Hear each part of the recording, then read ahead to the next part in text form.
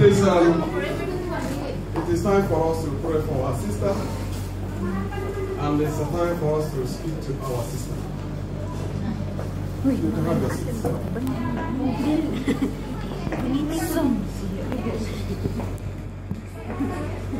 Today is our set forth of our sister Anne,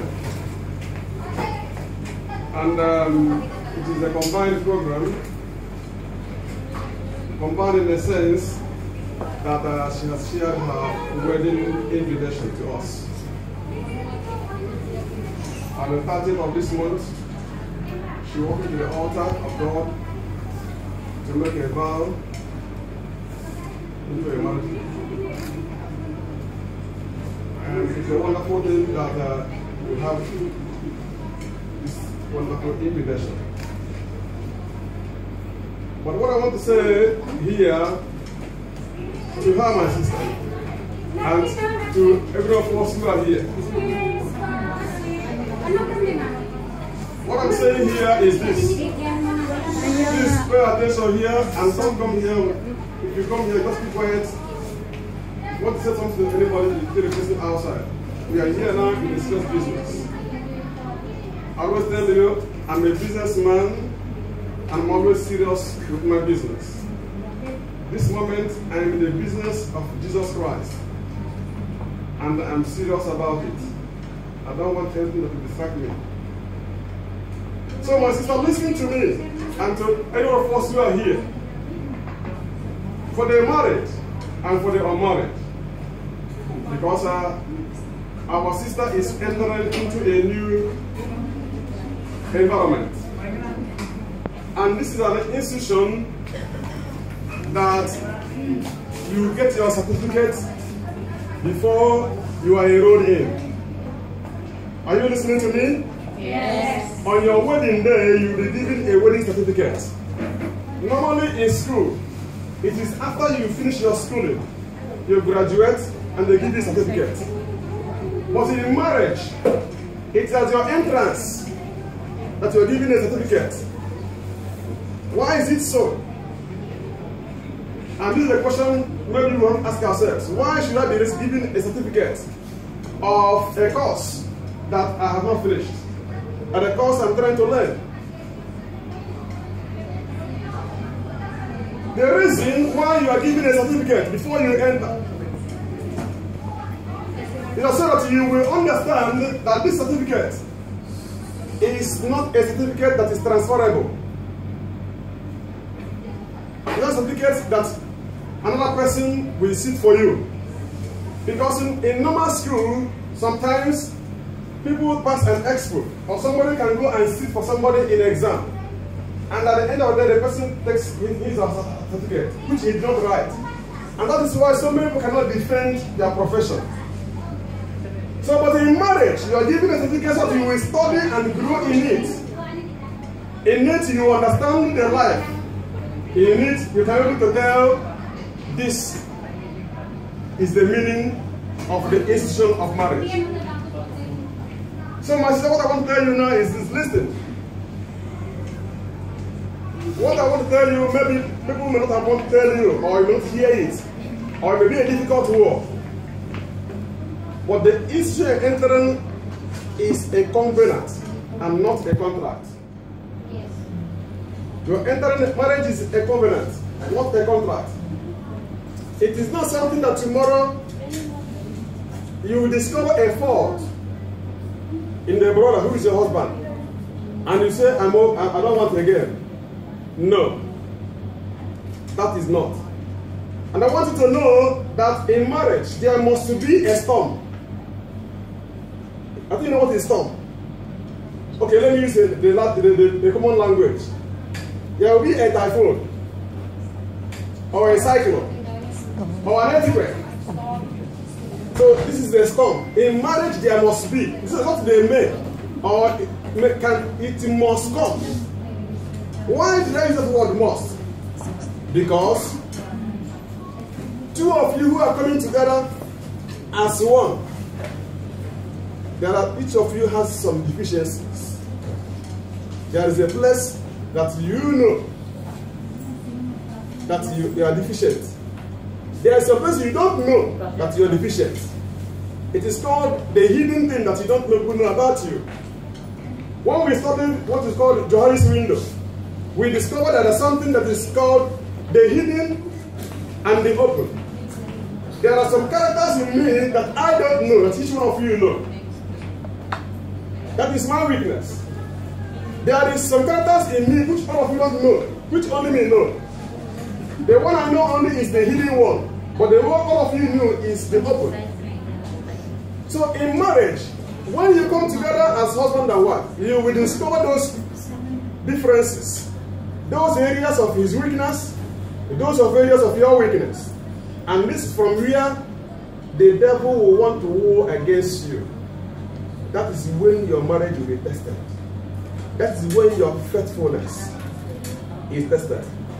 I want to remind you of the word of our sister, who is now a saint, Mother Teresa. She said, God did not make me to be successful. God wants me to be faithful. So what I want to tell you, my sister, is I am not wishing you a successful marriage. I am wishing you a faithful marriage. That is what we are wishing you. Because it is in faithfulness you will get success. You cannot get success before faithfulness. It's not possible. It is only when you become faithful that it is not you who will say I am successful. It is we who are looking at you who will say you are successful. And that successfulness, there is a price. Only you knows the price you pay to keep your marriage. For so many marriages that are broken, it's a little thing, just one small thing that broke a marriage. Not something mighty. Why so many marriages break now? Because the man don't have money, or the woman is not educated, or not intelligent. No. It's just a very little thing. And that little thing needs only a small word. The small word it needs is, I am sorry. And this is the word that is difficult. That is a small thing that can heal and keep a marriage. But the small thing that we will miss in marriage that will resolve marriage. So my sister, from today you should learn how to say, even when you are right, I am sorry. That is the truth. You must learn to say, I am sorry. Even when you are so sure and everyone around knows that you are right. But because you want to be faithful. Because you want to keep the marriage. So as I speak to you, my sister, even so I speak to myself and I speak to one of us here. Marriage is very, very sweet. Marriage is very, very enjoyable. But it can only become sweet and enjoyable when you build it. No house is beautiful until it is built. It is your responsibility to build your marriage. If you want it to be like a scattered house, it becomes for you like that. If you want it to be a beautiful house, if anyone who comes across and says, oh, this is a beautiful house, it is you who will make it. And in the covenant of two people, in the marriage, for any marriage to succeed, somebody is paying a price. Are you hearing me? In marriage that is successful, somebody is paying a price. Because if you don't pay the price, it can be the man who will pay the price. Like I tell my fellow men, when I teach them about marriage, back in Nigeria, I'll tell every man that it is the man's responsibility. You must be a fool in the house to be successful in marriage. I say again, I tell my fellow men, you must be a fool. You must play a part of a fool to be successful in marriage. It is somehow complicated, but it's also simple. Why? You are going to do things that men will insult you and say, how can you allow your wife to do this thing? How can you allow your wife to control you? How can you say that your off days you must come back before 7 p.m.? Why can you say your off days you don't go to clubs again? You must accept to do those things. Because these are the first things you must do to keep your marriage. Even so, it is to women. You must play the part of a fool to keep your marriage. Those things, people say, no, I cannot accept it. No, it cannot happen. My husband cannot try that. If he does, I know how I will pocket him. That is the language from the pit of hell. That is a demonic language. That's not the word that a child of God should say. So what I'm trying to make us to understand, and I want you to understand, my sister, here is, you are entering into a world that you have little knowledge about.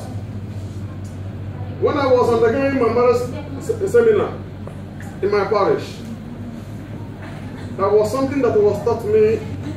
I told the priest, I said, Father, why is it at this stage you are teaching me this particular thing? That I suppose I have known this before now. If I have known these things you are telling me, maybe I would not have married. Or I might have married this woman. So it is a school, like I said, you enter and get your certificate before you graduate. So there's no day of graduation in marriage. That is the day this marriage will end. No. It has no date of ending. It only has a beginning. So I want to advise each one of us, and I want to tell each one of us, that the success to every marriage is your ability to pray. Let me tell you one testimony of a woman that married a man. The man is rich, he's handsome. I mean, everything you talk about the man is there. He has everything. He got married to this lady, but the man is a drunkard. The man is a womanizer. But he married this daughter of Zion, a child of God. And every night the man will come home drunk. Every night the man come home drunk. One day, and mostly on Saturdays, on Sunday he will not go to church. But the wife, each time he comes back, he will meet the wife pray for him to come back safely. So one thing happened in his life one day. This man testified right in my presence in my prayer group. Something happened in his life. He went to bed and he could not wake up in the morning. But he was still alive. He was wondering what is wrong with him. Where he was, he don't know. But he will hear the voice of his wife crying. He will hear the voice of his wife crying. So, when he woke up physically, he said, what is wrong with me? And the wife was crying all the while. Please, I don't want distraction. If you don't want to be inside here, please, you go outside here, please. Attention, I need. And the way he was crying, and the way by the time when he saw himself in that particular place, the spirit of God, the way he was, and where the wife was the person that brought him out. In the Sunday morning, he woke up earlier than every person and asked the wife, please, I want us to go to church. From that moment, the man stopped his drinking. From that day, the man stopped womanizing. From that day, the man became a true child of God. And the family become more stronger. And it become a family that people give testimony about. No! Close the door there, please. Attention. Okay, a few minutes more. Yeah. So what I wanted to say is this, my dear sister, that life of marriage, and like I said, is very, very sweet. But it is something that you must work. The Bible says we should work our salvation with fear and trembling. So it's also in marriage. So shall we rise up on our feet? We want to pray for our sister.